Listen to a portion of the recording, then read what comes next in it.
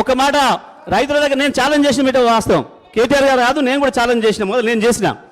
ఎవరైనా ఈ రాష్ట్రంలో విద్యుత్ అందుబాటులో లేదు ఈ సమయంలో చెప్పదలుచుకుంటే వెళ్ళి ఒకసారి వైర్ పట్టుకొని ఒక వీడియో తీసి పంపండి, ఏ చర్యలకైనా మేము సిద్ధంగా ఉన్నామన్నమాట నేను ఆ రోజు ప్రకటించిన.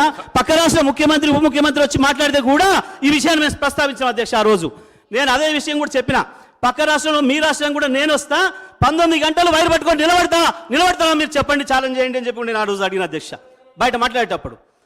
ఇవాళ వీళ్ళు మాట్లాడితే వీళ్ళకే స్పష్టత లేక ఏదో చెప్పాలి, తప్పించుకోవాలి, దేనికి ప్రయత్నం చేస్తున్నారు అధ్యక్ష. వీళ్ళు ఒక మాటలు చెప్పాలంటే ఏదో అప్పులైనాయి. మేము ఒకటే మాట చెప్తున్నాం, మేము వచ్చిన రోజు ఉన్న స్థితిని కంచి మేము మెరుగుపరిచినాం. మేము వచ్చే రోజుకి రైతులకు 3-4 గంటల కంటే ఎక్కువ ఇవ్వలేదు, 6 గంటలు ఇస్తున్నది కూడా చక్కగా ఇవ్వలేదు.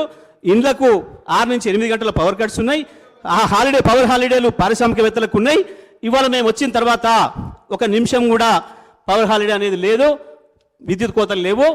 ఇప్పటి కూడా మేము చెప్తున్నాం, భారతదేశంలో డిసెంబర్ 3వ తారీఖు వరకు 1 నిమిషం కూడా పట్టణాలలో కావచ్చు, నగరాలలో కావచ్చు, గ్రామాలలో కావచ్చు, 1 నిమిషం కూడా విద్యుత్ కొరత లేకుండా, కోత లేకుండా నాణ్యమైన విద్యుత్ అందించే ఏకైక రాష్ట్రం తెలంగాణ రాష్ట్రం మాత్రమే.